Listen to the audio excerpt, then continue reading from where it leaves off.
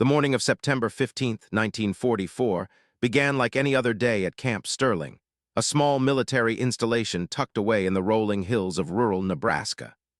The autumn air was crisp and clean, carrying the smell of hay from the surrounding farmland and the faint metallic scent of the barracks. It was here in this forgotten corner of America's heartland that Captain Margaret Maggie Hoffman reported for her new assignment, an assignment that nobody wanted and which everybody assumed she was unfit to handle. Maggie stood at attention in the commandant's office, her dress uniform pressed sharp enough to cut glass, her brown hair pinned back in the regulation style that the Army insisted upon. At 32 years old, she was one of the few women to achieve the rank of captain in the Signal Corps, and she had earned every stripe through years of determination, sacrifice, and an almost stubborn refusal to accept the limitations that men kept trying to place on her. She had lost her husband, James, at Pearl Harbor. She had buried her grief under mountains of work and dedication to her country. And now, standing before Colonel Harrison Pembroke, she was about to be assigned to something that everyone said was beneath her station. Colonel Pembroke didn't look up from his desk at first. He was a thick man, with a belly that spoke of too many years behind paperwork and not enough time in the field.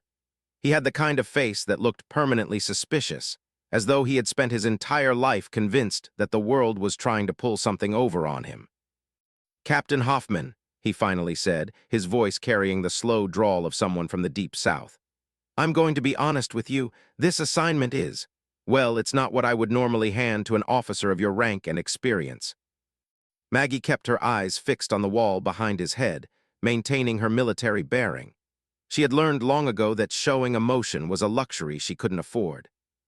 "Sir, I am ready for whatever assignment the Army deems appropriate," she replied, her voice level and professional. Colonel Pembroke leaned back in his chair, and it creaked under his weight. He finally looked at her, and there was something almost pitying in his gaze. "Camp Sterling has recently been designated as a prisoner of war compound. We're receiving Japanese military personnel, captured soldiers from the Pacific Theater. The Army has decided that we need someone to oversee the administrative records and prisoner welfare reports." He paused, letting that sink in. "I won't lie to you, Captain. Most of the men on this base think this is a punishment detail, a woman's job, glorified babysitting of enemy soldiers. And frankly, most of them think you're here because you irritated the wrong person back at headquarters. Is that clear?" "Yes, sir," Maggie said. "When do I begin?" There was the slightest glimmer of something, perhaps respect, perhaps just surprise in the colonel's eyes, but it disappeared as quickly as it had come. "Immediately, your office is in Building 7. The first transport of POWs will arrive within the week. I expect detailed reports on everything that happens in this compound. Everything. And Captain," he held up a finger as she turned to leave, "don't make me regret this." Maggie found her office in Building 7 without difficulty.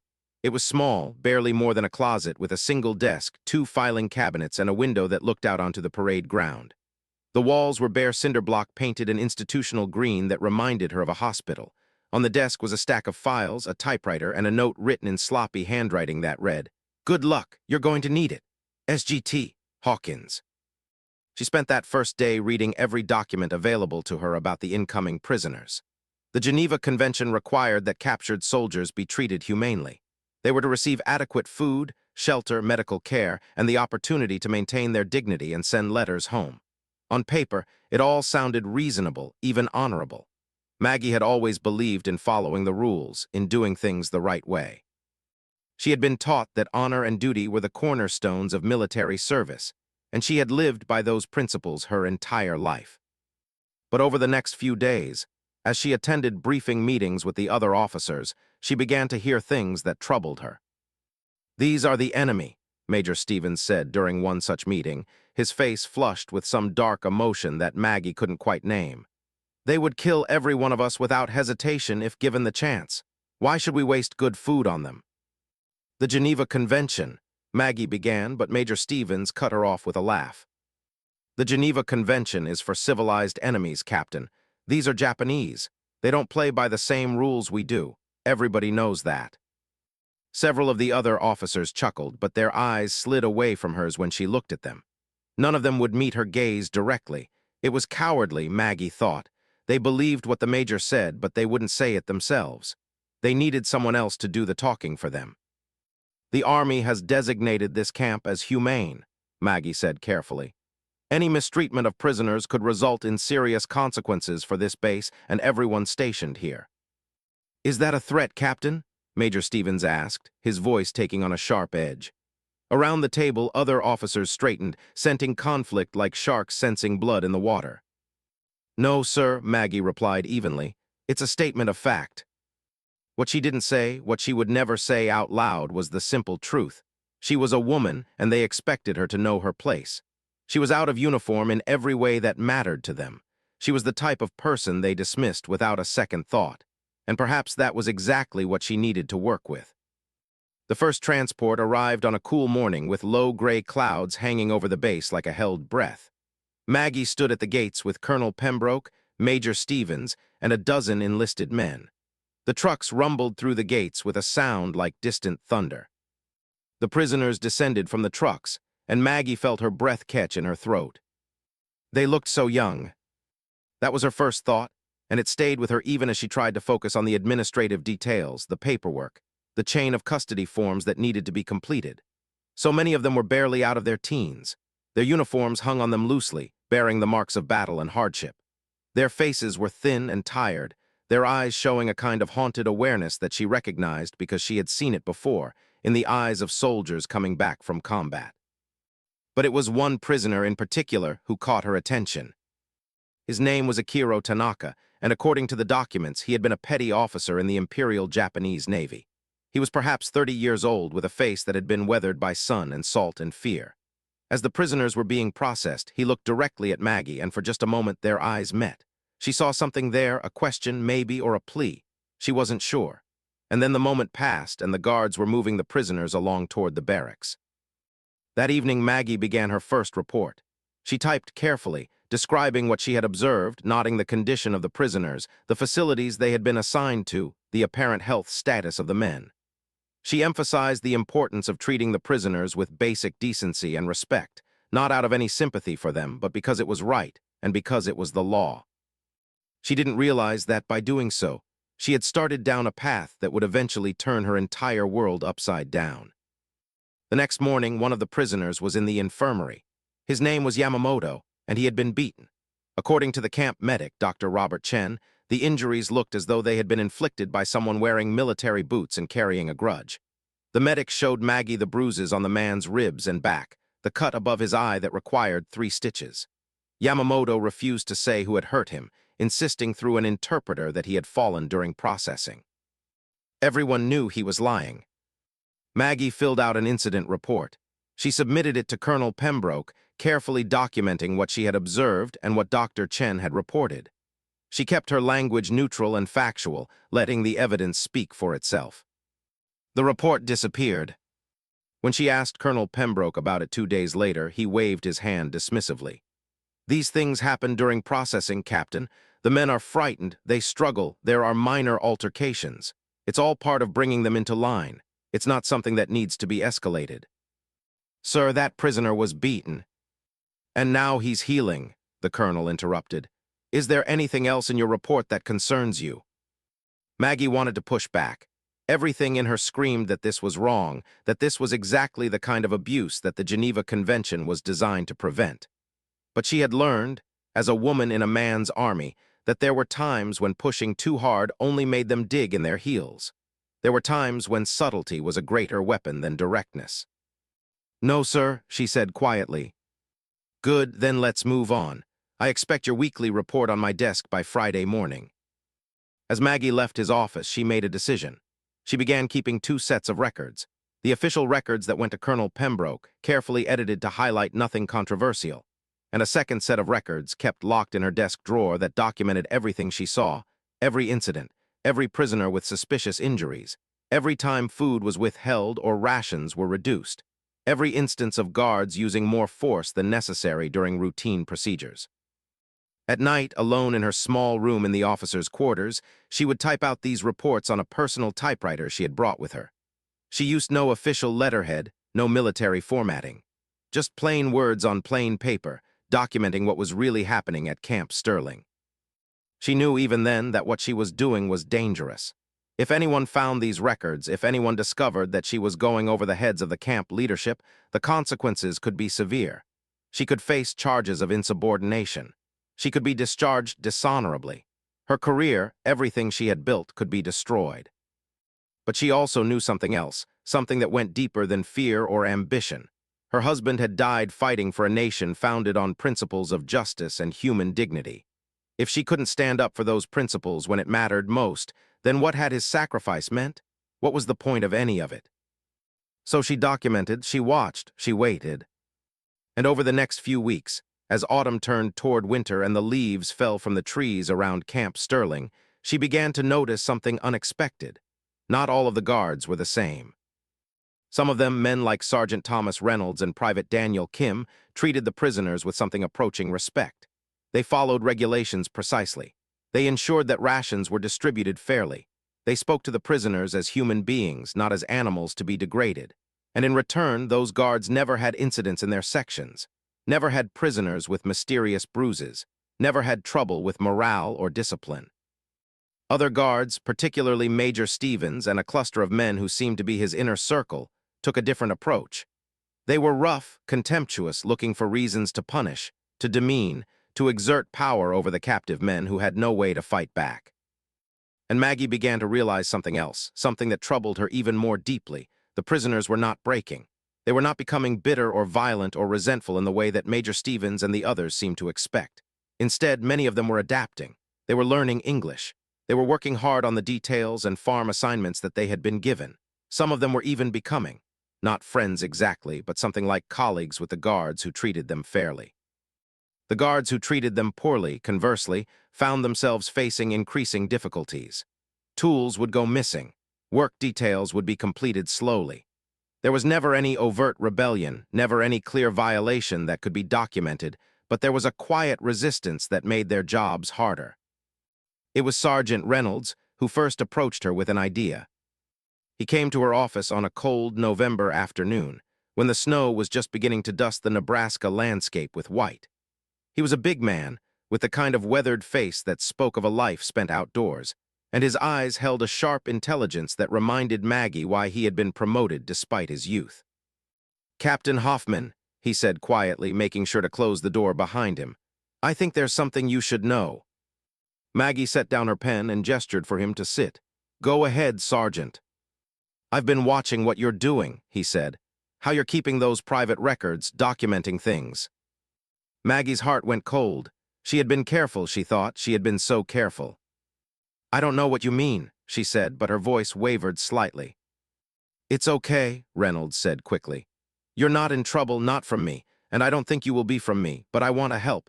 I want to make sure that the way things are happening here, the way some of these men are being treated, gets documented the right way, gets reported to the right people, gets stopped." Maggie studied him for a long moment.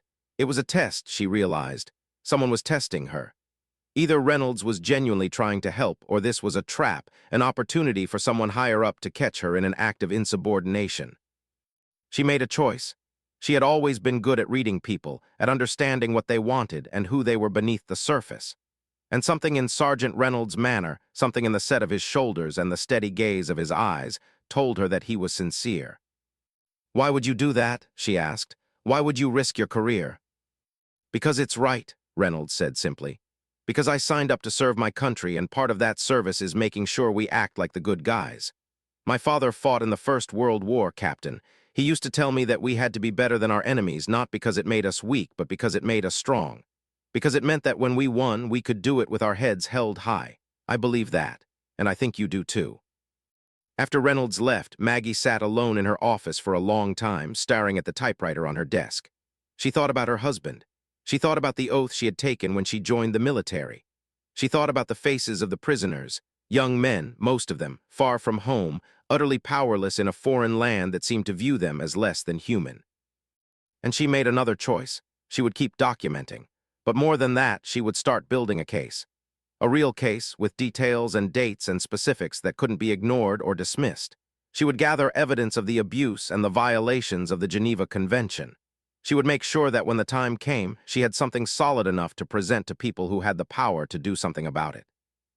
She didn't know yet that this decision would eventually pit her against some of the most powerful men in the military. She didn't know that she would be called a liar, a traitor, and worse. She didn't know that she would have to fight not just against the abuse she was documenting, but against an entire system designed to protect those who committed it. All she knew in that moment was that she was finally doing something that mattered. And as winter deepened around Camp Sterling, as snow covered the barracks and frost crept across the windows of her small office, Captain Margaret Hoffman settled into what would become a long and difficult struggle for justice. A struggle that would demand everything she had to give, and that would eventually change not just her life, but the lives of everyone in her small corner of the world. The Christmas season came early to Camp Sterling that year. By mid-November, the Red Cross had begun delivering holiday packages intended for the prisoners, small tokens of basic humanity. Cookies, candy, coffee, and small personal items that would help the men maintain their connection to home and memory. Maggie watched as these packages arrived in the supply office, and she made careful note of how many packages came in and how many actually made it to the prisoners in their barracks.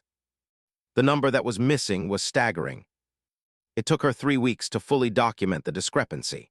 Package after package had been diverted from the prisoner barracks and had instead disappeared into the storage areas controlled by Major Stevens and his inner circle. When Maggie cross-referenced the delivery manifests with the prisoner receipts, she found an accounting gap that suggested hundreds of dollars worth of supplies were being redirected. Where were they going? She asked Dr. Chen about it over lunch in the small officers' cafeteria.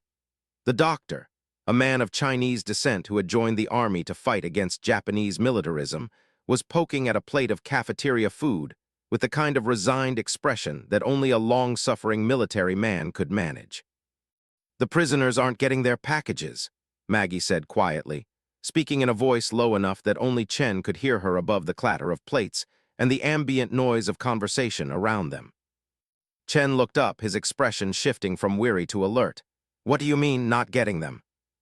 "Officially, the packages are being delivered, but if you look at the inventory records versus the prisoner manifest receipts, there's a significant difference.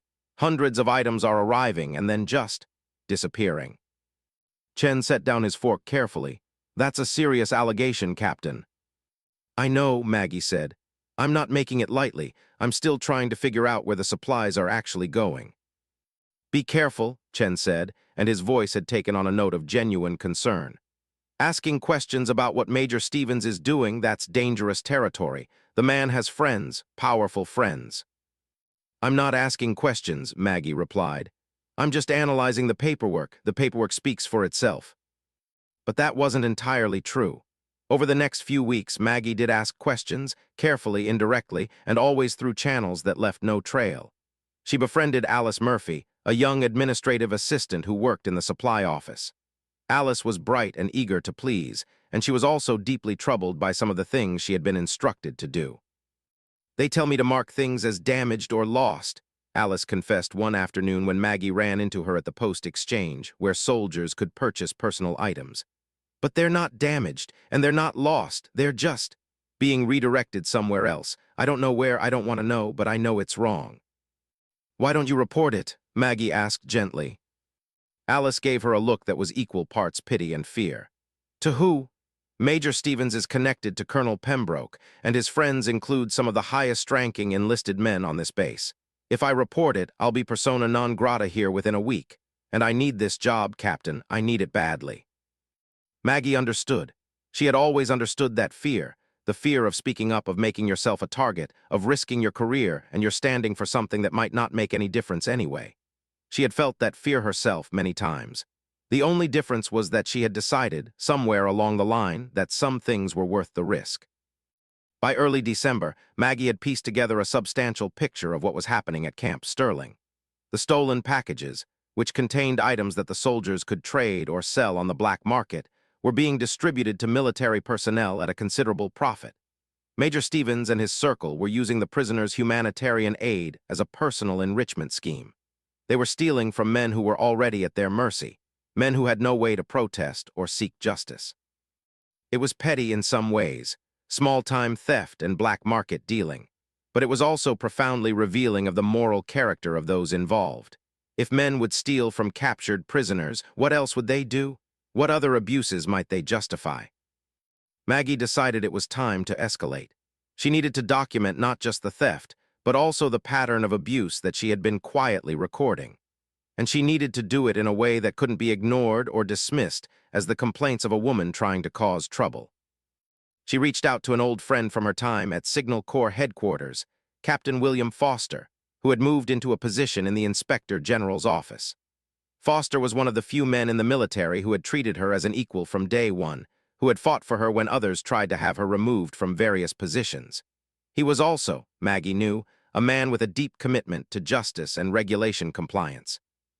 "I need your advice," she said during a carefully coded phone call made from the base's main communications office, where she knew she could speak without being overheard, "about a hypothetical situation involving possible Geneva Convention violations."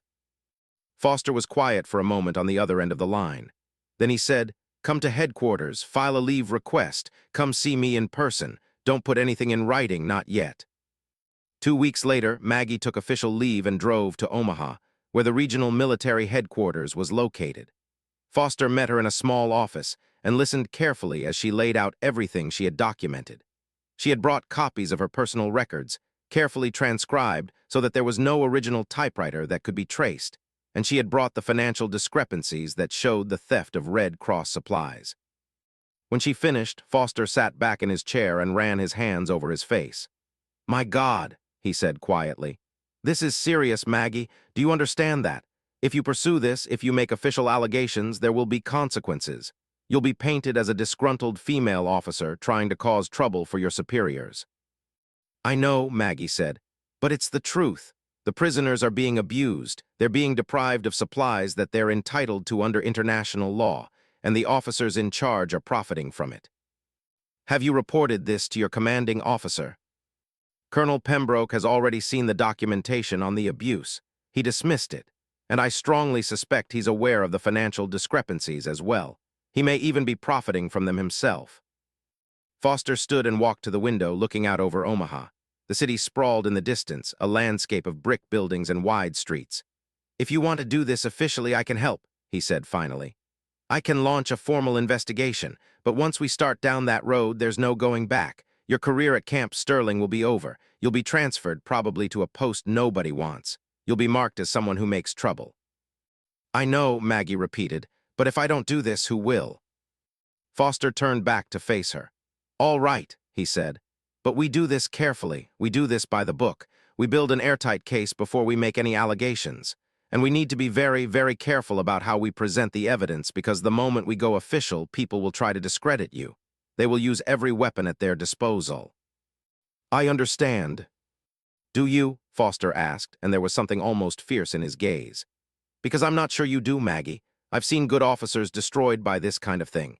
I've seen women, especially women who dared to speak up about something, have their names dragged through the mud, have their motives questioned, have their entire service record undermined. Are you prepared for that?" Maggie thought about her husband. She thought about the oath she had taken. She thought about the faces of the prisoners, the young men who had no one to advocate for them except a woman they didn't even know, a woman they might even consider an enemy. "Yes," she said, "I'm prepared." Foster arranged for a full inspection of Camp Sterling to be conducted by his office. He did it carefully, making it seem like a routine audit, nothing special. But he came with trained investigators, men who knew what to look for and how to look for it without alerting the guilty parties. What they found was worse than Maggie had documented. Not only was there evidence of theft and black market dealing, but there were also records of medical supplies that had been withheld from prisoners, resulting in the deterioration of already existing medical conditions. There was evidence that food rations had been reduced below the minimum prescribed by the Geneva Convention.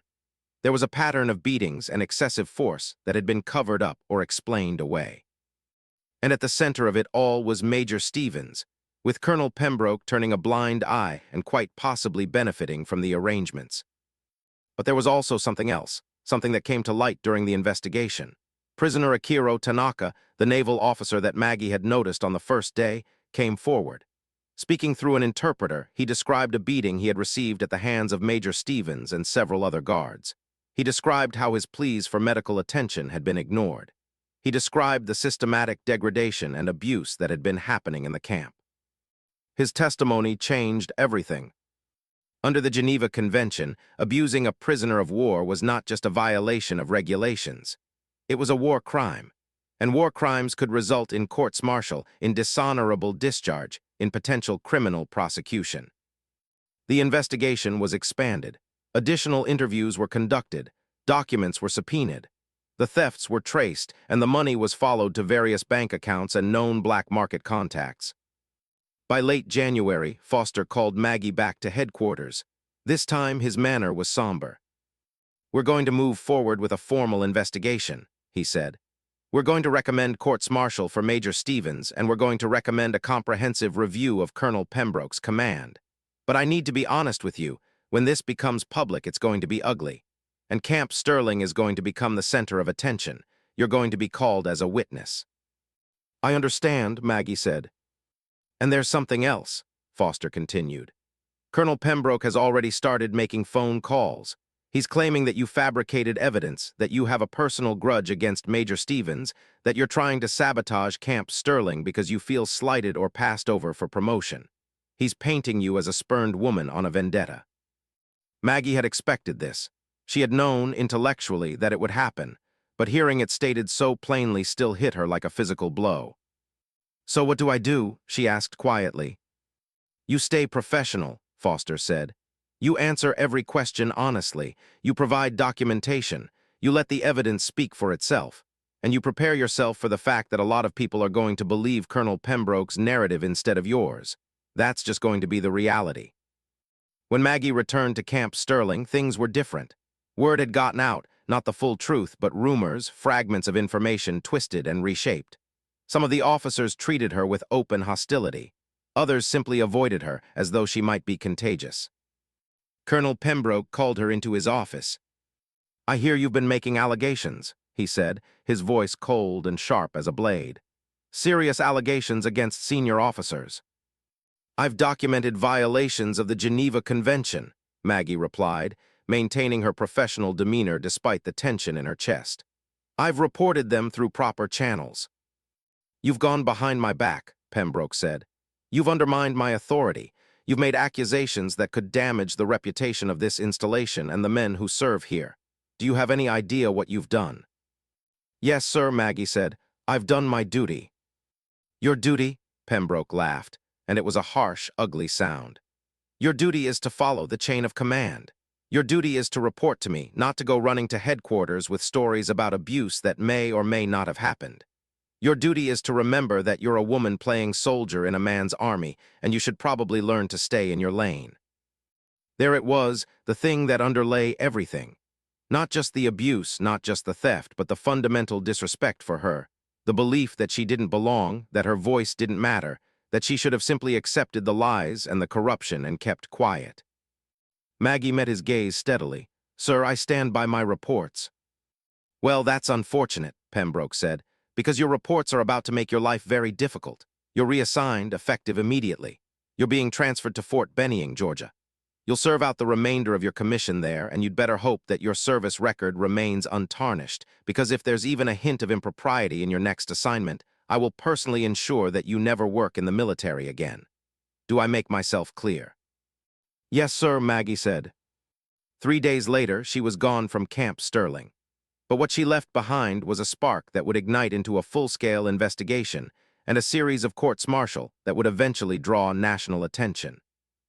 As she drove away from the base in the early morning, watching the snow-covered landscape roll past her window, Maggie allowed herself to feel the weight of what she had done. She had stood up. She had spoken the truth. And she had paid the price for it, exile to a new post, a reputation as troublemaker, the quiet knowledge that she had made powerful enemies. But she had also done something that mattered. She had prevented further abuse. She had given voice to men who had no voice.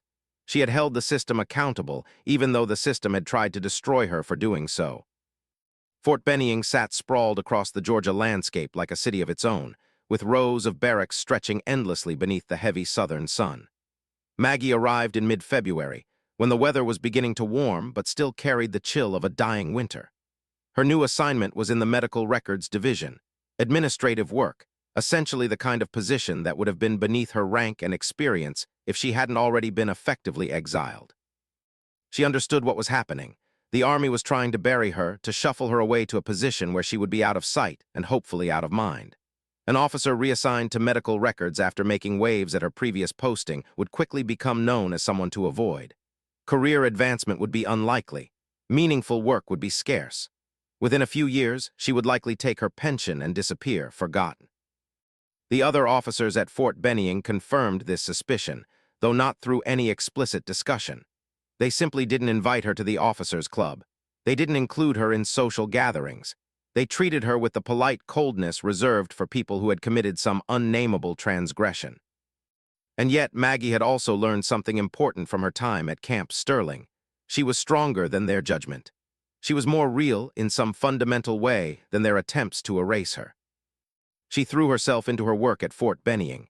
She organized the medical records with meticulous precision. She identified inefficiencies in the filing system and proposed improvements. She kept her head down and did her job with excellence, knowing that one day, somehow, this would matter. 2 months into her assignment in mid-April, a letter arrived. It was from Captain Foster. The courts-martial at Camp Sterling had begun. Major Stevens had been charged with multiple counts of assault on prisoners of war and theft of military supplies. Colonel Pembroke had been charged with dereliction of duty and conduct unbecoming an officer. The case was being covered by military newspapers, and there was talk that it might attract the attention of the civilian press as well. "You should know," Foster wrote, "that your documentation was critical to building the case. The investigators are calling you the most important witness, though they haven't said so publicly. The military brass is very concerned about how this case will play if it goes to the civilian courts." Maggie read the letter 3 times, absorbing its implications. She had been vindicated, or at least the beginning of vindication had started. But it was a quiet vindication happening behind the scenes, not something she could claim or announce. She continued to work. She continued to wait. In May, she received a phone call from Foster. "You need to know what's happening," he said. "We're building a public case now. We're going to have press conferences. We're going to tell the story of what happened at Camp Sterling, and we're going to need you." "Need me for what?" Maggie asked. "To testify publicly at the courts-martial. We want you to walk through your investigation, your documentation, everything that led to the charges. I won't lie to you, Maggie, it's going to be hostile. The defense attorneys are going to tear into you. They're going to suggest that you fabricated evidence, that you have a personal vendetta, that you're an unreliable witness because you're a woman with an axe to grind. But your testimony will be crucial to establishing what really happened." "When?" Maggie asked. "June, 3 weeks from now. Can you get a travel authorization?" Maggie submitted her request, citing the military investigation. To her surprise, it was approved without comment. Perhaps whoever reviewed it didn't understand what it was for. Perhaps they did and didn't care. Either way, she would be going back to Camp Sterling to testify. She prepared obsessively. She reviewed her documentation, her notes, her personal records. She practiced answering difficult questions, imagining how a hostile defense attorney might try to discredit her. She thought through every detail, every date, every piece of evidence, making sure she could recall it all under pressure. And she tried not to think about the fact that she was walking willingly back into the lion's den. She arrived at Camp Sterling on a warm June morning. The spring had turned into early summer, and the landscape was green and alive in a way it hadn't been when she had left. Walking through the gates, she felt a strange sense of homecoming mixed with dread. This place had been her professional home for several months, and it had also been the site of one of the most difficult decisions of her life. Sergeant Reynolds met her at the gate. He looked pleased to see her, which was a relief. "Welcome back, Captain," he said. "For what it's worth, things have been better here since you left. Major Stevens is gone, pending trial. The command structure has been straightened out, and the prisoners are being treated the way they should be." "How is Ikiro Tanaka?" Maggie asked. "Doing well," Reynolds said. "He's been working as an interpreter during the investigation. He speaks highly of you, Captain, though I'm not sure he should be saying that." The courts-martial began the next morning. Maggie sat in a large room that had been converted into a military courtroom, watching as Major Stevens and Colonel Pembroke sat at tables across from their attorneys. The prosecution laid out its case methodically, presenting documents, presenting witnesses, building a narrative of abuse and corruption. And then Maggie was called to testify. She stood and took the oath, placing her hand on the Bible, swearing to tell the truth, the whole truth, and nothing but the truth. She felt the weight of the moment, the awareness that this was what she had been working toward. This was the moment when her voice would finally be heard in an official capacity, when her documentation and her observations would be made public record. The prosecutor walked her through her investigation step by step, how she had noticed the injuries to prisoner Yamamoto, how she had begun documenting incidents, how she had discovered the pattern of abuse and the theft of Red Cross supplies. She spoke clearly and carefully, and her voice never wavered. And then it was time for the cross-examination. The defense attorney assigned to Major Stevens was a man named Colonel Thaddeus Hamilton, and he came at her with exactly the kind of hostility that Foster had warned her about. "Captain Hoffman," he said, his voice dripping with disdain, "you're a Signal Corps officer, correct?" "Yes," Maggie replied. "Your expertise is in communications and signals management, not in prisoner welfare or military discipline. Is it correct?" "That's correct," Maggie said. "My assignment at Camp Sterling was to oversee administrative records and prisoner welfare reporting." "So you were assigned to a position that was, by your own admission, something of a punishment detail, a position you felt was beneath your experience and rank. Is that fair to say?" "I was assigned to a position that needed to be done," Maggie replied carefully. "I carried out my duties as assigned." "But you did feel slighted, didn't you?" Hamilton pressed. "You felt that you had been relegated to an inferior position, one that a woman would typically handle rather than a senior officer." "I felt that I had been given a responsibility, and I took it seriously," Maggie said. "Even though that responsibility was beneath you." "I didn't say that." "But you thought it, didn't you?" Hamilton was pushing, trying to get her to lose her composure, to become emotional or defensive. "And isn't it possible that your investigation into Major Stevens and Colonel Pembroke was motivated not by a genuine concern for prisoner welfare, but by a desire to strike back at men who you felt had disrespected you?" "No," Maggie said flatly. "My investigation was motivated by a commitment to the Geneva Convention and to military regulation." The cross-examination continued for hours. Hamilton came at her from every angle, trying to undermine her credibility, trying to suggest that she was a vengeful woman making up stories to hurt men who had somehow wronged her. He questioned her motives, her observations, her qualifications to judge what was appropriate treatment of prisoners. And through it all, Maggie remained calm. She answered the questions directly. She didn't get angry or defensive.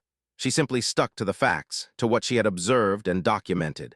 And gradually, even Hamilton seemed to realize that he wasn't going to shake her testimony.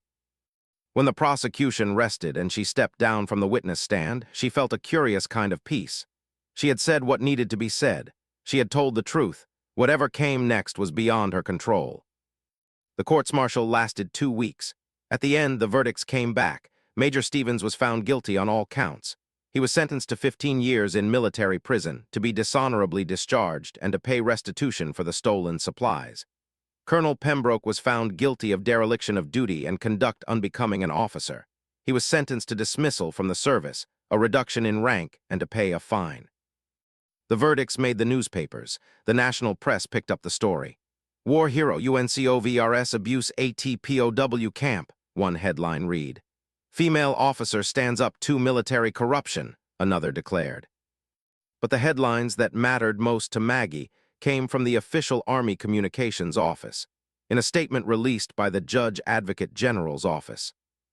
"Captain Margaret Hoffman's dedication to duty and her courage in reporting violations of military regulation and international law have been exemplary.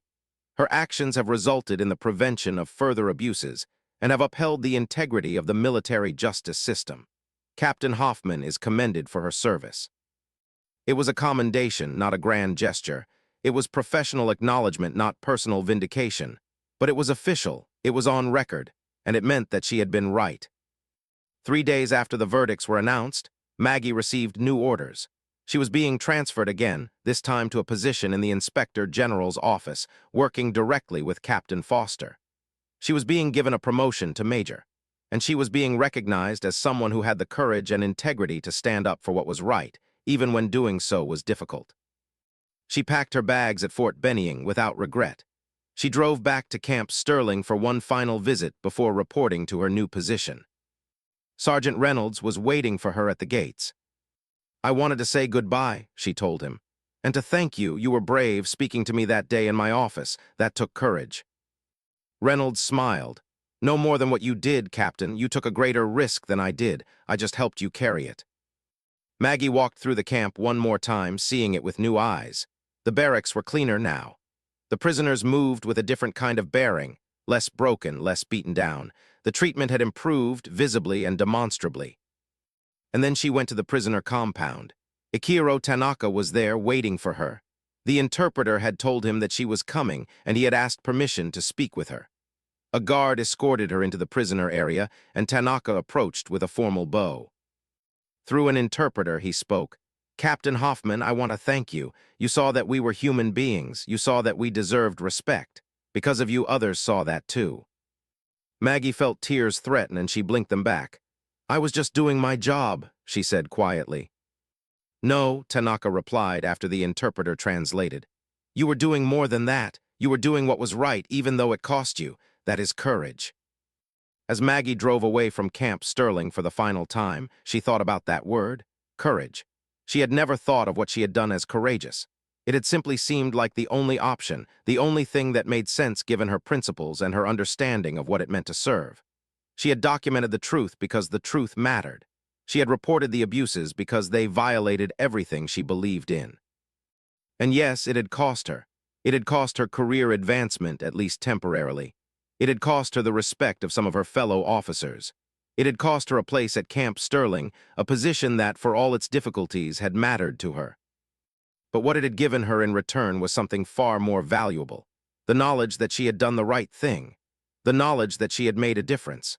The knowledge that she was capable of standing alone against corruption and abuse and coming out the other side not just intact, but vindicated. She had been underestimated and dismissed. She had been mocked for being a woman in a position of authority. She had been painted as a vengeful, spurned officer with a grudge. In her new position at the Inspector General's office, Major Maggie Hoffman had access to information and resources that she had never possessed before. She worked alongside Captain Foster and a team of investigators dedicated to ensuring compliance with military regulations and international law. And as 1944 turned to 1945, as the war in Europe moved toward its conclusion and American victory seemed increasingly inevitable, Maggie began to realize that the story of Camp Sterling was much larger than she had initially understood. There were other camps, other places where prisoners were being mistreated, other instances of abuse, theft, and violation of the Geneva Convention that had been covered up or dismissed. What happened at Camp Sterling was not an isolated incident. It was part of a larger pattern. Maggie began compiling reports from other camps across the country. From Kansas to Louisiana, from Colorado to Mississippi, there were documented instances of abuse. Some were minor, reduced rations, rough treatment. Others were far more serious. There were reports of prisoners being beaten to death, reports of forced labor beyond what was permitted by international law, reports of medical neglect that had resulted in preventable deaths. And in nearly every case, these reports had been filed and then ignored. Officers who were supposed to investigate had failed to do so. Commanding officers who were supposed to ensure compliance had instead enabled the abuses. "This is systemic," Foster said, spreading the documentation across his desk. It was early September 1945, and the war in the Pacific had just ended with Japan's surrender. "This isn't about individual bad actors. This is about a system that either doesn't care about prisoner welfare or actively encourages abuse." "What can we do about it?" Maggie asked. She was thinking about the prisoners, about the faces she had seen at Camp Sterling, about Ikiro Tanaka and the other men who had suffered under the watch of American officers who were supposed to be better than that. "We can document it," Foster said. "We can make a comprehensive report, and we can submit it to the War Department for investigation." It took 3 months. Every spare moment that Maggie had, she devoted to compiling the report. She worked with other investigators, gathering evidence, interviewing former prisoners who were still in the United States, speaking with guards and officers who had witnessed the abuses. She built a detailed, damning picture of a military system that had systematically failed to uphold its obligation to treat prisoners humanely. The report was over 200 pages long. It documented 37 separate incidents of abuse across 13 different camps. It included photographs, medical reports, testimonies, and financial documentation showing theft and black market dealing. It named names. It cited specific violations of the Geneva Convention. It made the case that serious reform was needed in how the military handled prisoner of war camps. In December 1945, Foster and Maggie submitted the report to the War Department's Inspector General. The response was cautious. There will be an internal review, they were told. The allegations are serious and will be treated with appropriate gravity, but you should understand that any public release of this information could have significant diplomatic repercussions. The public might misunderstand the nature of these incidents. There could be calls for trials, for prosecutions, for consequences that the military may not be prepared to implement.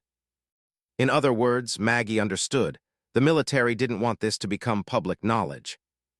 But it was 1946, and the war was over. The newspapers were hungry for stories that weren't about battle and destruction, and there were journalists, good ones, who had been investigating conditions at prisoner of war camps on their own.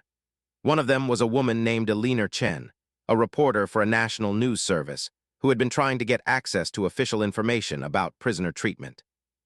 Elena came to see Maggie at her office, having somehow discovered that Maggie had been involved in investigating Camp Sterling. She was a sharp-eyed woman in her mid-40s, with gray threading through her dark hair and an intensity in her gaze that suggested she didn't miss much. "I know you submitted a report," Elena said, placing a cup of coffee on Maggie's desk and settling into the chair across from her without being invited to sit. "I have sources who told me about it. I want to tell the story. The real story, not the sanitized version that the military is going to try to release." "I can't help you with that," Maggie said carefully.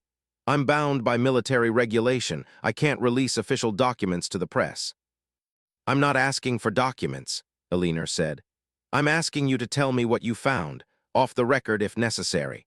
I'm asking you to help me make sure that the American people know that we didn't always live up to our own principles, and that when we didn't, there were consequences." Maggie thought about it. She thought about the faces of the prisoners. She thought about Akiro Tanaka, whom she had heard through the military grapevine had returned to Japan after the war's end, where he was working as a translator and liaison between Japanese and American authorities. She thought about all the men who had suffered in camps across the country, men whose suffering could have been prevented if the military had simply enforced its own regulations. And she decided that Elena was right. The story needed to be told, not to embarrass the military, but to ensure that this never happened again, to ensure that future prisoners from any nation would be treated with the dignity that international law demanded. Over the next 6 months, Maggie met with Elena regularly. She provided background, context, and details about what she had found. She didn't violate her oath by releasing classified documents, but she did help Elena understand the scope and nature of what had happened. And in June 1946, Elena published a series of articles in her national news service about conditions in American prisoner of war camps during the war. The response was immediate and significant. There were calls for investigations. Congress began looking into the matter. The military brass was forced to acknowledge, at least in official channels, that there had been problems. But something unexpected happened as well. Maggie's role in uncovering the Camp Sterling abuse became public. The newspapers started telling her story, the female officer who had stood up to her commanding officers, who had documented abuse, who had risked her career to report the truth. Some of the coverage was positive. Headlines celebrated her courage and dedication. Magazines wanted to interview her. She received letters from citizens expressing gratitude for her service. But other coverage was less kind. Critics suggested that she was disloyal to her fellow officers, that she was trying to make herself look good at the expense of the military, that she was a glory seeker riding on the back of an important story. There were whispers that she had exaggerated the abuse at Camp Sterling to advance her career. There were suggestions that she should have handled things differently, more quietly, in a way that didn't attract public attention. The weight of the contradiction was almost unbearable. She had done the right thing. She had told the truth. And now she was being praised and condemned in equal measure by people who had no idea what she had actually experienced. In July, she was called to testify before a congressional committee investigating prisoner of war camp conditions. The hearing was held in Washington, D.C., in a grand chamber decorated with marble and wood, and the kind of formal gravity that suggested that serious matters were being considered. Maggie sat at the witness table, dressed in her uniform, her hair pinned back in regulation style. The senators looked down at her from their elevated positions, and she tried not to think about what a scene this would have been. A woman in military uniform, testifying before Congress, speaking about the military's failures. The questioning was thorough and respectful. The senators wanted to understand what had happened, how it had been allowed to happen, and what measures could be put in place to prevent it from happening again. Maggie answered their questions clearly, providing details and context, explaining her investigation and the evidence she had gathered. And then came a question from Senator James Harrison, a man from Nebraska who had a reputation for being both tough on military issues and protective of the military's interests. "Major Hoffman," he said, "in your investigation, did you find any evidence that the mistreatment of prisoners was officially sanctioned by the War Department?" Maggie paused. This was the critical question, she realized. If she answered that the abuse was officially sanctioned, she would be implicating the highest levels of military command. If she answered that it was not, she would be suggesting that the abuses were merely the result of individual bad actors. "No, sir," she said finally. "I found no evidence of official sanction. What I found was evidence of systemic failure, a failure by commanding officers to enforce regulations, a failure by the military justice system to investigate and punish violations, and a culture that, in many cases, looked the other way when prisoners were mistreated." "So these were the actions of individuals," Harrison said, "not the result of military policy." "With respect, sir, I think that's a false choice," Maggie replied. "When individuals are allowed to abuse prisoners without consequence, when violations of regulation are overlooked or dismissed, when the system itself doesn't demand accountability, then you have a systemic problem, not just an individual one. A culture is created that permits abuse." The hearing ended and Maggie was released from the witness stand. She had done what she could. She had told the truth, and she understood that whatever came next was beyond her control. Over the following months, there were additional investigations, both military and civilian. Some officers were court-martialed for abuse of prisoners. Others resigned or were transferred. The War Department issued new guidelines for the treatment of prisoners. It wasn't comprehensive reform. The military still operated within a fundamentally hierarchical structure that could enable abuse, but it was something. It was an acknowledgement that the problem existed, and that steps needed to be taken to address it. In October 1946, Maggie received a letter from Japan. It was from Akira Tanaka. He had heard about her testimony before Congress, had read translated versions of the newspaper articles about her role in uncovering the abuse at Camp Sterling. He wanted her to know that he had returned to Japan and that he was working to help heal the wounds between the two nations. He wrote about forgiveness, about the importance of individuals choosing to do the right thing, even when it was difficult. "You could have remained silent," Tanaka wrote through a translator. "You could have allowed the abuse to continue unnoticed, but you chose to speak the truth even though it made you unpopular with your own people. This is the act of a true warrior, not someone who fights with violence, but someone who fights for justice. Your sacrifice has meaning. Your courage has meaning. Thank you for seeing us as human beings." Maggie wept when she read that letter. She had never thought of herself as a warrior. She had never thought of what she had done as particularly courageous.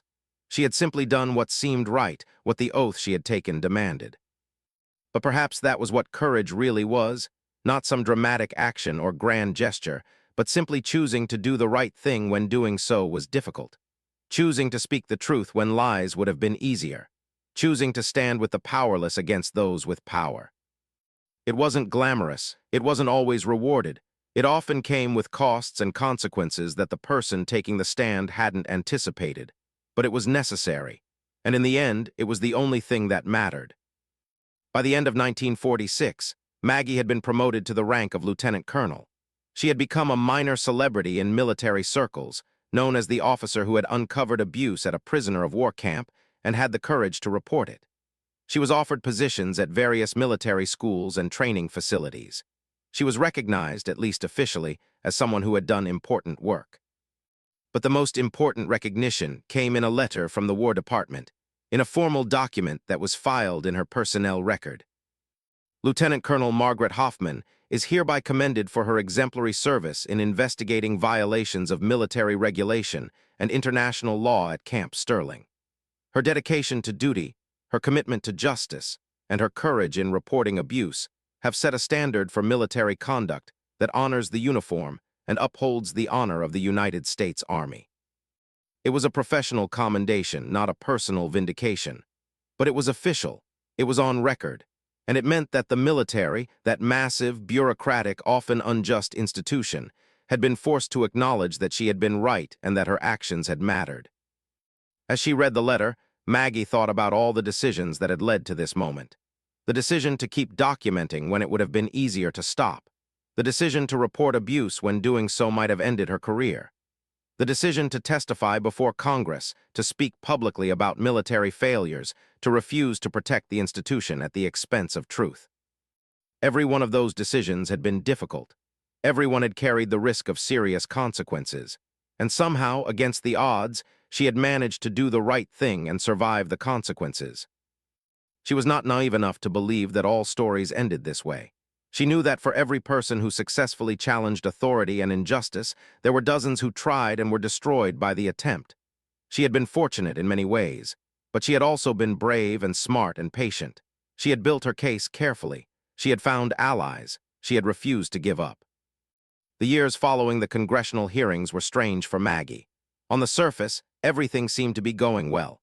She had been promoted, recognized, awarded commendations. She had a secure position in the military with the respect of her superiors and colleagues. She had made a difference, had uncovered important truths, had prevented further abuse.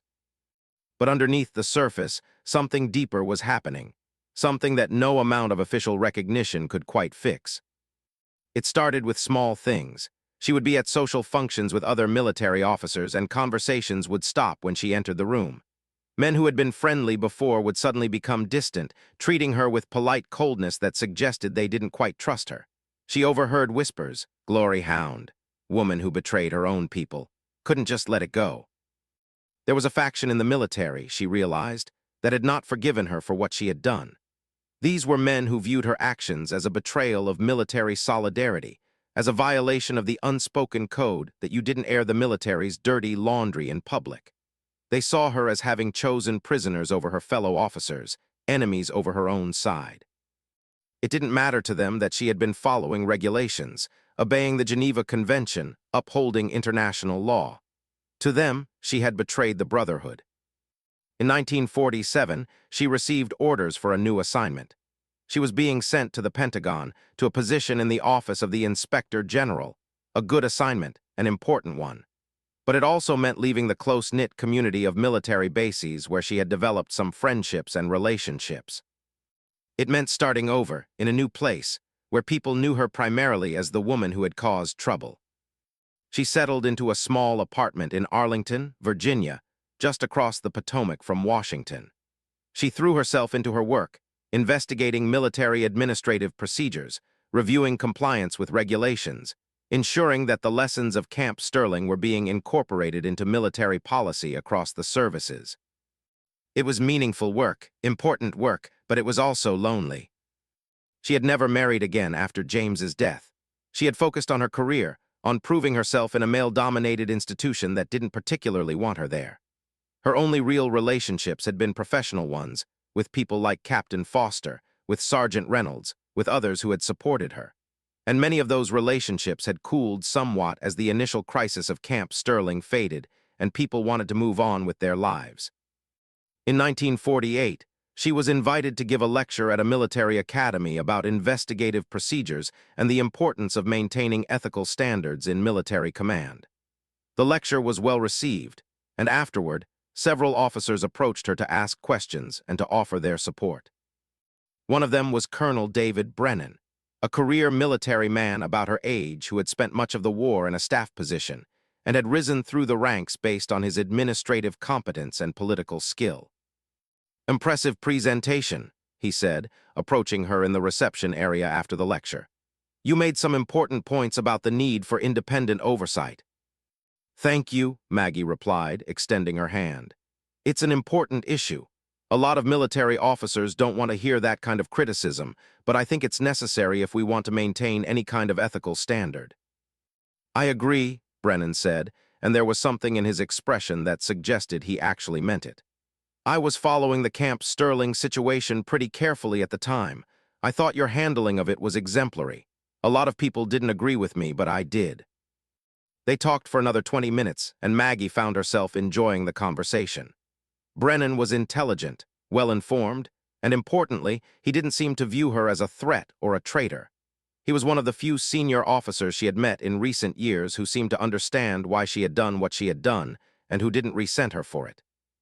Over the next several months, they ran into each other repeatedly, at military functions, at lectures, at administrative meetings. Gradually, these encounters became intentional. Brennan began asking her to dinner. They discussed military policy, history, philosophy. He listened to her carefully, asked thoughtful questions, didn't dismiss her opinions even when he disagreed with them.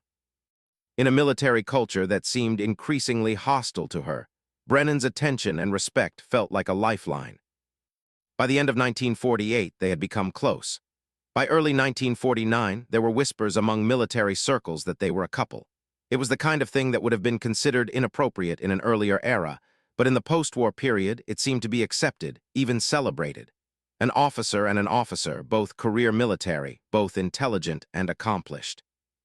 Maggie thought, for the first time since James's death, that maybe she could have something resembling a normal life. But it was too good to be true, which she should have known. Good things rarely came without complication. In March 1949, just as she and Brennan were making quiet plans to get married, she was called into her commanding officer's office. She went in expecting a routine meeting. She was not expecting what she found. Her commanding officer, General William Stewart, was a tall, distinguished man in his 60s, with gray hair and the kind of bearing that spoke of a long and accomplished military career. He didn't offer her a seat. "Major, excuse me, Lieutenant Colonel Hoffman," he said, his voice careful and formal. "I'm going to be direct with you. We have a problem." "Sir," Maggie replied. "Your relationship with Colonel Brennan," Stewart said. "People are starting to ask questions about it. They're wondering if there's a conflict of interest. Brennan oversees budgeting for the Inspector General's office, and you work in that office. There are concerns that this relationship might compromise the integrity of your investigations." Maggie felt cold. This was absurd. Her personal relationship had absolutely nothing to do with her professional work. She and Brennan never discussed her cases, never allowed personal matters to interfere with professional judgment. But she understood what was really happening. This was about Camp Sterling. This was about the fact that certain people in the military had never forgiven her for what she had done, and this was an opportunity to undermine her, to make her position untenable. "Sir, I don't believe there's any conflict," she said carefully. "My personal relationships don't influence my professional judgment." "Perhaps not," Stewart said, "but perception is important in military service, and right now there are officers who are concerned about the appearance of impropriety. I'm going to give you a choice, Lieutenant Colonel. You can end your relationship with Colonel Brennan, or you can request a transfer out of the Inspector General's office." "That's not a choice," Maggie said quietly. "That's extortion." "It's military regulation," Stewart replied coldly. "The military has the right to ensure that there are no conflicts of interest, and that the appearance of conflicts is also minimized. Now, which will it be?" Maggie left the office in a fog. She went to see Captain Foster, who had been promoted to major and was now based at the Pentagon as well. She laid out the situation for him, half expecting him to tell her that she had no choice, that she needed to comply with what amounted to an ultimatum.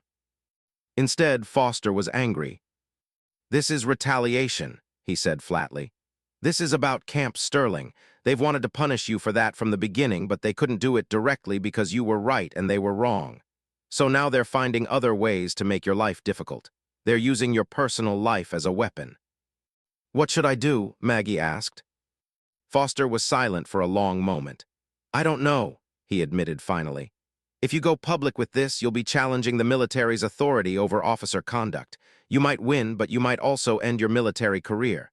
You have maybe 15 years left until retirement, until your pension is secure. This could cost you everything." She thought about James. She thought about all the decisions she had made, all the time she had chosen to do what was right even when doing so was difficult. She thought about the prisoners at Camp Sterling, about Akiro Tanaka's words. This is the act of a true warrior, not someone who fights with violence, but someone who fights for justice. She called David Brennan that evening. She told him what had happened, what she had been told she had to do. She expected him to react with anger or frustration. Instead, she heard sadness in his voice. "I knew something like this might happen," he said quietly. "I talked to some friends before we became close. They warned me that associating with you might be problematic. I told them I didn't care. I still don't care. But I understand that it's going to hurt you, and I hate that."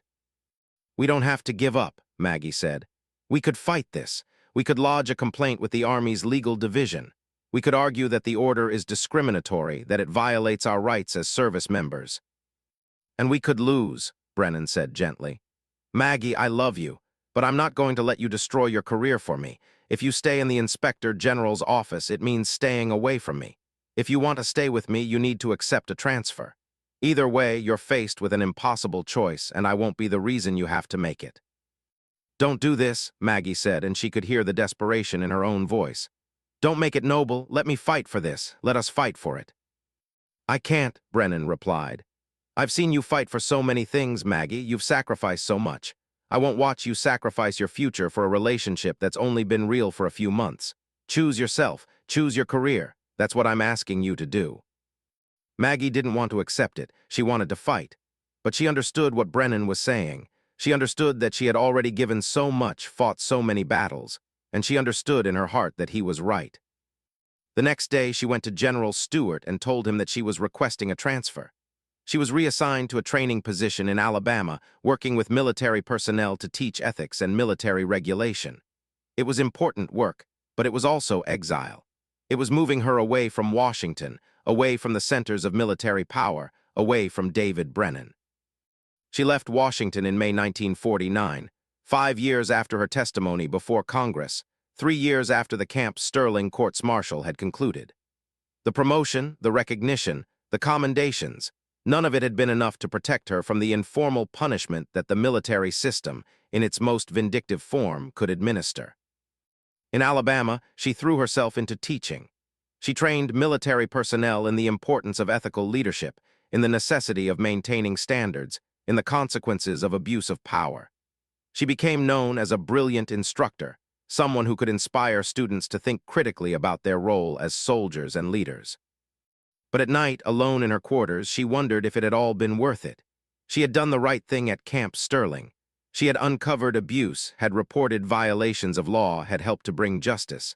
But what was justice when the cost was this? She never married David Brennan. She never married anyone else. She devoted herself to her work, to teaching, to ensuring that future generations of military officers would understand the importance of ethical conduct and the terrible cost of abuse of power. In 1951, 2 years after she had been transferred to Alabama, she received a visitor. It was Sergeant Thomas Reynolds, now promoted to major, coming through the base on assignment. They met for coffee, and Reynolds told her news from Camp Sterling.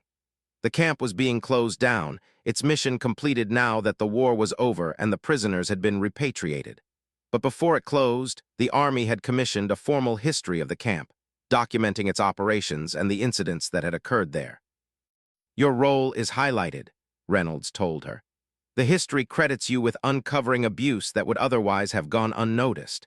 It says that your investigation was crucial to the military's decision to reform prisoner of war policies." "That's kind of them to say," Maggie replied. "Did they mention that doing so cost me my career advancement, that I've been effectively exiled?" "No," Reynolds said quietly. "They didn't mention that, but everyone in the military knows it, and everyone knows why. And some of us, more than you might think, believe that you were right and that the system has treated you unfairly." "It doesn't matter," Maggie said. "Fair or not, it's done, we move forward." But it did matter, she thought. It mattered that she had been punished for doing the right thing. It mattered that the military, despite its official commendations and recognitions, had found ways to make sure she understood that speaking truth to power came with a price. And yet she had chosen to pay that price. She had chosen justice over comfort, truth over safety, principles over career advancement. And while that choice had cost her more than she might have anticipated, it was a choice she didn't regret. Because the alternative, staying silent, allowing abuse to continue, protecting the powerful at the expense of the powerless, would have cost her something even more important. Her own sense of integrity, her ability to look at herself in the mirror without flinching. The 1950s were quiet years for Maggie. She taught at military academies, wrote papers on military ethics, maintained a consistent, almost unremarkable career. She rose slowly through the ranks, not through dramatic achievement or political maneuvering, but through steady, competent service. By 1960, she held the rank of colonel. By 1965, she had become a brigadier general, one of the first women to achieve that rank in the United States Army. But her ascension happened quietly, without fanfare. She was now 53 years old. Her hair had turned completely gray, which she wore in a neat bun. She had deep lines around her eyes that spoke of a life lived seriously, intensely, with little room for frivolity or ease. She had never married. She had never had children. Her life had been, by the standards of most Americans, austere. But it had been a life lived according to her principles, and she carried herself with the quiet pride of someone who knew that they had done right by their conscience. In 1968, she was invited to speak at a symposium on military ethics and the Geneva Convention, hosted by a major American university. The symposium included military officers, international law scholars, historians, and journalists. It was designed to examine how the military could improve its compliance with international standards and how the lessons of World War II could inform contemporary military policy and operations. Maggie flew to the university, located in a liberal college town in Massachusetts, with some trepidation. It had been years since she had spoken publicly about Camp Sterling. The story had receded from public consciousness, superseded by more recent military scandals and concerns. She wasn't sure how people would react to hearing about it again, or whether anyone would even care. The morning of her presentation, she stood in the auditorium and looked out at an audience that was larger than she had expected. There were perhaps 200 people seated in the hall, military officers, academics, a few journalists. One face in the crowd caught her attention. It was a Japanese man, perhaps in his 50s, sitting near the back of the auditorium. She began her presentation, discussing Camp Sterling and what she had found there. She talked about the importance of maintaining ethical standards in military conduct, about the cost of speaking truth to power, about the necessity of respecting international law even in wartime, even against enemies. As she spoke, she noticed the Japanese man leaning forward, listening intently. When she finished and opened the floor to questions, he raised his hand. "Colonel Hoffman," he said, his English carrying a slight Japanese accent. "My name is Akiro Tanaka. I was a prisoner at Camp Sterling during the war." Maggie felt a shock of recognition, a sudden transport back to 1944, to the image of the young naval officer being escorted from the truck on that cold September morning. "I recognize the name," she said, though the man before her had aged considerably since those days. "What would you like to ask?" "I want to tell you something," Tanaka said, standing up so that his voice carried through the auditorium. "I want to tell you something that I believe people should know." He paused, gathering his thoughts. Maggie found herself holding her breath, uncertain what was about to be said. "After the war," Tanaka continued, "I returned to Japan. I was a prisoner, you see, from both countries. In Japan, some people viewed me with suspicion because I had been captured by Americans. They wondered if I had been broken, if I had been corrupted by American influence. This was a difficult time. But then I began telling people about Colonel Hoffman. I told them about an American officer who saw Japanese prisoners as human beings, who risked her career to stop abuse and to ensure that we were treated with dignity and respect. When I told this story, people in Japan began to see Americans differently. They began to see that there were Americans who understood that war did not mean we had to abandon our humanity." He stepped into the aisle and walked toward the podium where Maggie stood, his gaze never leaving her face. "I have returned to the United States to teach," he continued. "I teach about reconciliation, about how enemies can become partners, about how individuals with conscience can bridge even the deepest divides. I am here today because your actions at Camp Sterling helped to make that possible. You helped to change how Japanese people understood Americans. You helped to create the possibility of peace and friendship between our nations. I wanted to come here and tell you personally that what you did mattered. It mattered in ways that you may never fully understand." He extended his hand, and Maggie took it. There was a moment of profound connection, a recognition of shared sacrifice and shared commitment to something larger than either of them. After the presentation, there was a reception. Tanaka stayed for it, and they talked for an hour, this woman and this man who had met briefly in a prisoner of war camp nearly a quarter-century ago, and who had each been shaped by that encounter in ways that had reverberated through their lives. Tanaka told her that he had eventually become a diplomat, working to improve relations between Japan and the United States. He told her that he had used his experience at Camp Sterling as a basis for teaching about what he called ethical military conduct in an age of conflict.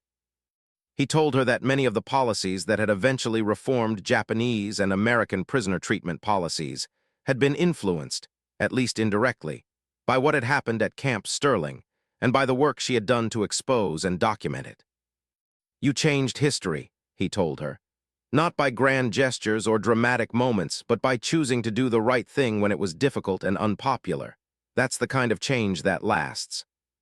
That night, alone in her hotel room, Maggie found herself thinking about everything that had happened. About Camp Sterling, about the courts-martial, about the congressional hearings, about the cost of standing up for her principles. She thought about the years of quiet exile in Alabama, about the relationship with David Brennan that she had given up, about all the ways that speaking truth had been costly and difficult. But she also thought about Tanaka, and about the idea that her actions had contributed to a real, lasting change in how the world understood the relationship between military power and human dignity. She thought about all the prisoners who had been spared further abuse because she had been willing to document what was happening. She thought about all the future generations of military officers who would be taught, at least partially because of her, that there were some lines you didn't cross, some principles you didn't compromise. She realized in that moment that the cost had been worth it, not just intellectually or morally, but in real terms, in terms of actual human suffering prevented, in terms of actual positive change brought about. The next morning, before she flew back to Washington, Tanaka took her to see a memorial he had helped to establish in a nearby town, a small plaque dedicated to prisoners of war who had died in American camps during World War II, and more broadly, to the necessity of treating enemies humanely. "We put your name on the back," Tanaka said, showing her the plaque. "With your permission, not as a prisoner, of course, but as someone who spoke for the prisoners when they could not speak for themselves." Maggie read the inscription: "In memory of those who suffered, in honor of those who stood for justice and humanity in the midst of war, in recognition of the truth that our greatest strength lies not in how we defeat our enemies, but in how we treat them with dignity and respect." And then, below that, Brigadier General Margaret Hoffman, an American who chose conscience over convenience. When Maggie returned to Washington, she requested a meeting with the Army's Director of Military History. She wanted to ensure that the true story of Camp Sterling was preserved, accurately and completely, in the official military records. She wanted to make sure that future generations of military officers would know not just that abuse had occurred, but that it had been uncovered by someone within the system, someone who had had the courage to speak up despite significant personal cost. The military agreed. They commissioned a formal history of Camp Sterling, documenting both the abuses that had occurred and the investigation that had exposed them. Maggie cooperated fully with the historians, providing her personal records, her documentation, her testimony. When the history was published in 1970, it included a foreword by the then Army Chief of Staff, General William Westmoreland, that read, "This history documents a critical chapter in American military service. It shows both the failures of our institution to uphold the standards to which we aspire, and the courage of individuals within that institution who refused to accept those failures. General Margaret Hoffman's investigation and documentation of abuse at Camp Sterling stands as a model of military integrity and commitment to international law. Her example reminds us that the greatest strength of the American military lies not in its weapons or its size, but in the character of its officers and in our nation's commitment to the principles upon which we were founded." Maggie received the book in her office and read it carefully, noting what had been included and what had been omitted. On the whole, it was an honest accounting. It didn't shy away from the reality of the abuse. It didn't minimize what had happened, and it didn't fail to acknowledge her role in exposing it. But it was careful in its language about the personal cost. It mentioned her transfer from Camp Sterling, but it didn't explicitly state that it was retaliation. It noted her subsequent military positions without highlighting that she had been passed over for more prestigious assignments.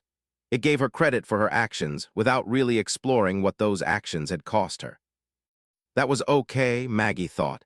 History was always a balance between truth and discretion, between what needed to be said and what could be left to inference. What mattered was that the essential facts were there, preserved for the future. In 1972, Maggie retired from active military service. She was 58 years old. She held the rank of Major General. She had been promoted one more time, apparently as a small gesture of recognition that she had been right and that the military's earlier treatment of her had been inappropriate. She received a formal retirement ceremony, with military honors and the kind of recognition that someone who had served for nearly 40 years would expect to receive.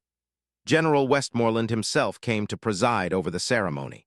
He presented her with a medal, spoke about her service, recognized her as an example of military virtue and integrity.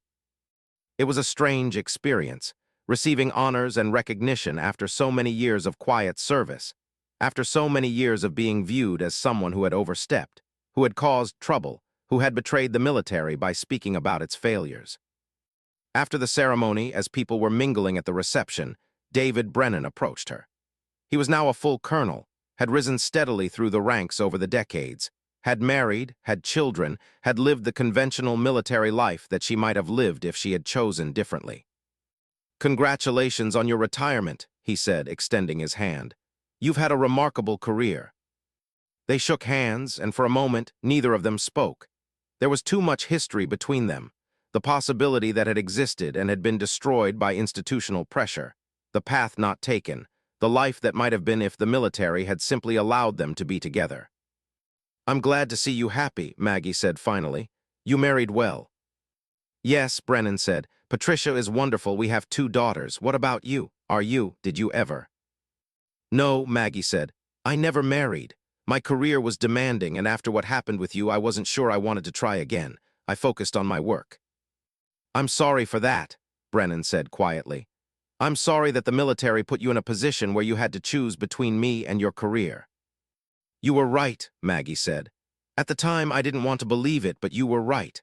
I wasn't willing to sacrifice my career, not after everything I had done to build it. And I can't regret that choice because my career allowed me to do important work." "Did it?" Brennan asked. "Was it enough?" Maggie thought about Camp Sterling. She thought about the prisoners, about Akiro Tanaka. She thought about the memorial plaque that bore her name, about the military history that documented her role in exposing abuse. She thought about all the young military officers who would read about her in future years, who would understand that standing up for principle mattered, that individuals could make a difference. "Yes," she said, "it was enough." Maggie lived for another 22 years after her retirement. She was a consultant on military ethics. She gave lectures at universities and military academies. She wrote a memoir, Standing Alone, The Ethics of Conscience in Military Service, which became required reading at several military schools. She won numerous awards and honors, recognition that had been slow in coming but that eventually arrived. She never remarried. She never had children. She lived a quiet life in a small house in Arlington, Virginia, with a large garden that she maintained meticulously. She read voraciously. She corresponded with Akiro Tanaka, who remained her friend until his death in 1990. She gave one final speech in 1992 at a symposium on women in the military. In it, she reflected on her career, on the choices she had made, on what she had learned. "When I was a young officer," she said, "I believed that doing the right thing would automatically lead to good outcomes. I believed that if you told the truth and acted with integrity, the system would recognize your virtue and reward you. I was naive about how institutions work. Institutions protect themselves. Institutions punish those who threaten their interests, even when those people are right. But that doesn't mean you shouldn't stand up. That doesn't mean you shouldn't speak the truth and act with integrity. Because the alternative, staying silent, going along with injustice, allowing the powerful to abuse the powerless, that alternative is much worse. That alternative means becoming complicit in something terrible. I paid a price for standing up. I lost opportunities for advancement. I lost a relationship that might have brought me happiness. I spent years in positions that were, frankly, beneath my abilities, but I also lived a life that I can look back on without shame. I can look back and know that I did right by my conscience, even when doing so was difficult and costly. To young women in the military, to all young people in the military, I say this: your integrity is more important than your career. Your conscience is more important than your comfort.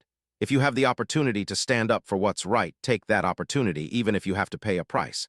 Because in the end, that's the only thing that matters. That's the only thing that lasts. That's the only thing that makes a life meaningful.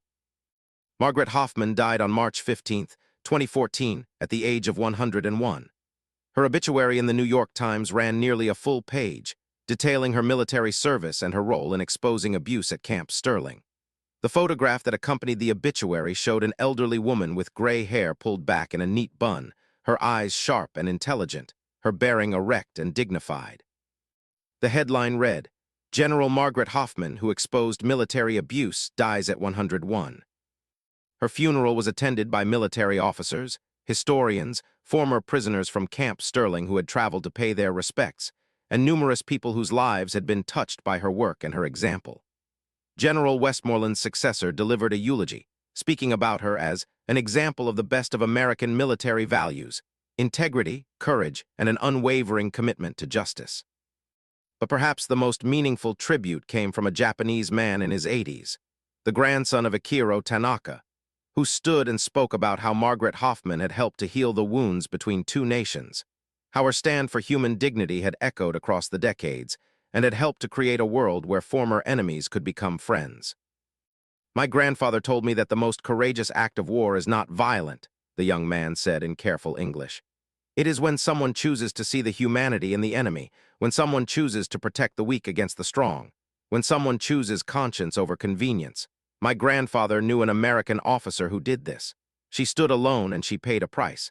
But because she did, the world is a better place. I am here to say thank you, on behalf of my grandfather and my entire family, and on behalf of everyone who believes that human dignity should never be compromised." As Maggie Hoffman was buried in Arlington National Cemetery, with full military honors, a young woman in the audience watched and thought about what it meant to stand for principle. She was an officer in the Army, one of an increasing number of women in military service. She had been assigned to investigate a case of sexual harassment in her unit, and she had been told repeatedly that she should let it go, that it was just how things were, that speaking up would ruin her career. Watching Maggie Hoffman's funeral, listening to the tributes to her courage and integrity, the young officer made a decision. She would do the investigation. She would document everything. She would speak the truth, even if it cost her.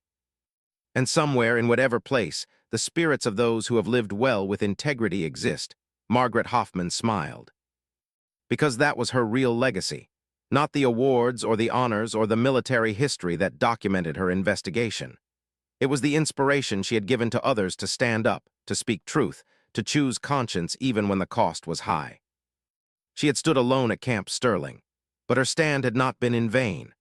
Her voice had echoed forward through time, touching the lives of people she never met, inspiring actions she never witnessed, creating a world slowly, gradually, made better by her refusal to accept injustice.